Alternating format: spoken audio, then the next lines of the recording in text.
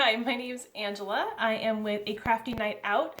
I do craft nights for moms, ladies. Anybody who wants to come craft, you can bring your children, ages like 13 and above if you would like, at a couple different places. One is in Canby at the Book Nook. You can definitely look them up on Facebook. And the other is in Oregon City at Geeks and Games, which is a fun game store right in the Bi-Mart parking lot in Oregon City. And you can find all of my events at Eventbrite / A Crafty Night Out, and my Facebook page, which is A Crafty Night Out Canby as well. So to get you excited for this month's project, I wanted to show you what it is, but then give you a quick St. Patrick's Day wreath tutorial because we're not doing a St. Patrick's Day wreath this month. We did a Valentine's last month. Hopefully we'll do Easter next month, but this is the wreath that I will be showing you to make. It's $5, all dollar store items, and I think it's super cute. A quick and easy one to get done right before St. Patrick's Day. But before we do this, I wanted to show you what this month's craft is at our craft nights. So we are going to be making dream catchers. This is something people have been asking me to teach at the craft nights, and so this is super fun.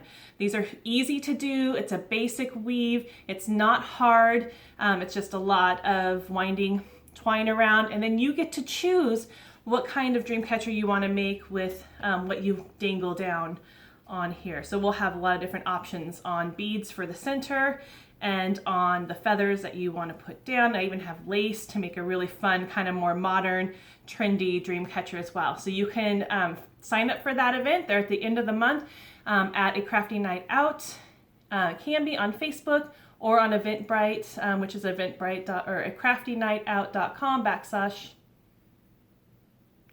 Eventbrite. I'll link it in the comments of this. So there you go. Okay, to get to this quick $5 wreath, which is super fun, you will need a wreath form from the dollar store. This is all coming from the dollar store. 2 of the scarves that they have out, and you can do this for any season because they tend to come out with these scarves for every season. And then you will need, they had a long hanging welcome sign that I've taken apart. So this said welcome, and it had a couple shamrocks hanging down from it. I took it apart to take just a piece from it. And then the last thing that you're going to need is this little clip pin that they had at the dollar store. On the back of it, I'll unclip this, is this piece. And that's what we're really wanting. Unless you want to add that to your wreath, that's fine too. Add anything you want.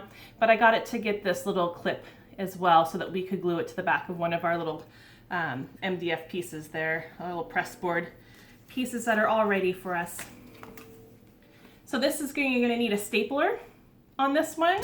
You could use pins to staple it down. I don't know that hot glue will work on this. It might if you don't have a stapler. And then hot glue, or I used E6000 glue to glue the little clip to the back of my cardboard piece or wood piece. And then I just grabbed whatever ribbon I had around the house. So I didn't add that into the cost of it because you'll just need a tiny little piece of ribbon. I even had this hanging on my door without a hanger. So I didn't have any ribbon on it and it worked just fine. So here we go. Wreath form and the scarf. And I'm going to staple at my top on the back. I'm going to take my scarf to the front of it and drape it over and staple the corner in the back just to start it. So I'm opening up my stapler and I'm stapling right into the back. So that's going to hold it. I'm going to keep it out long like this, and I'm going to weave it through the form, and I'm going to hold it kind of tight, this first one, and scrunch up. And I can see that my form's inside out, but that's okay. Nobody will know. So for my first one, I'm going to secure the back again from where I scrunched that first time. So I'm stapling again.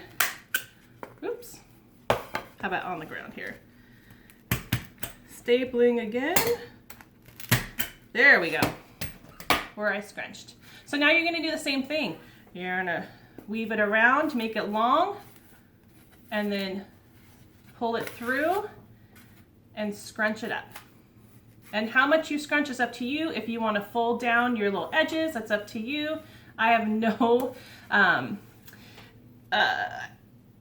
attention to detail, so those little things don't bug me, but I know they bug most people. So I'm just gonna keep weaving this around, scrunching it up, pulling it tight as I scrunch, and going around again. So you're gonna need to do this all the way around the form. You might need 2 scarves to do it.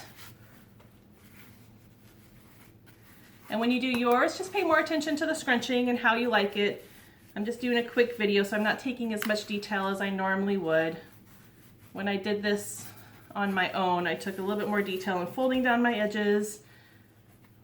You just want to make sure that you can cover at least half the wreath with one scarf, because that way you'll know the other half of it, you'll have enough scarves to go around it. And when you're all done, you can scrunch it all too here. So as I got to my end, now I'm just going to take the whole thing and scrunch it all the way up and kind of pull it in different areas. If any areas stick out more than you'd like, you could just staple those to the back and pull them. So I finished my first scarf, so I'm going to staple that a couple times to the back. Am I on my back? I am. So I'm just stapling it a couple times to make sure it's secure. And I'm going to do the same thing again with my next scarf. I'm going to staple to the back, drape it over the front, staple my corner, and start weaving through and scrunching, weaving and scrunching.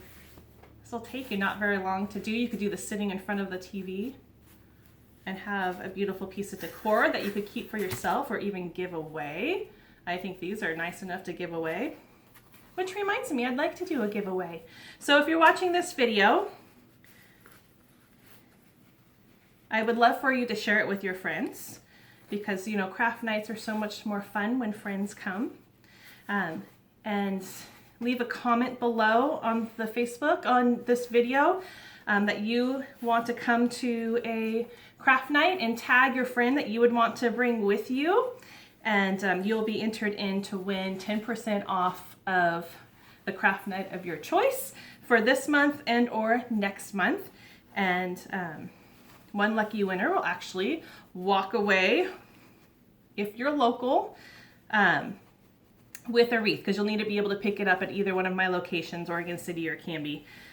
So please do like this video and comment below. Tag your friend that you would want to come to a craft night with. Oh, did I run out of staples? That's not good. Come to a craft night with, and then, yeah, hopefully you can win 10% off.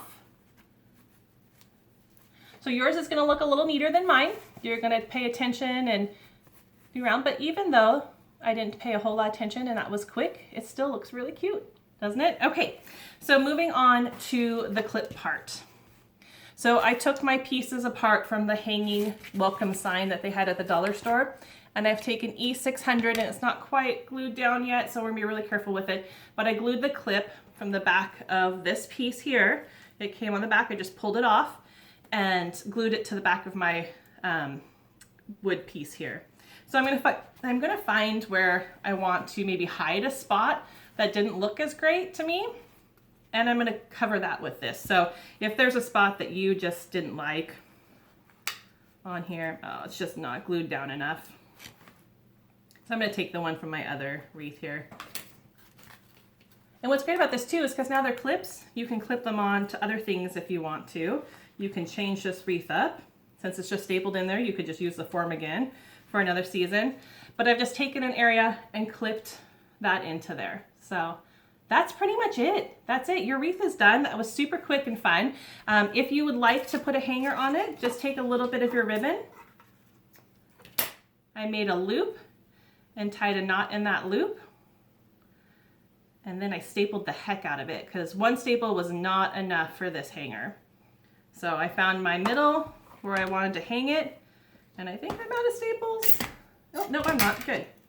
Okay. And I just stapled the heck out of this hanger to make sure it was going to stay. I cut my little tails off here.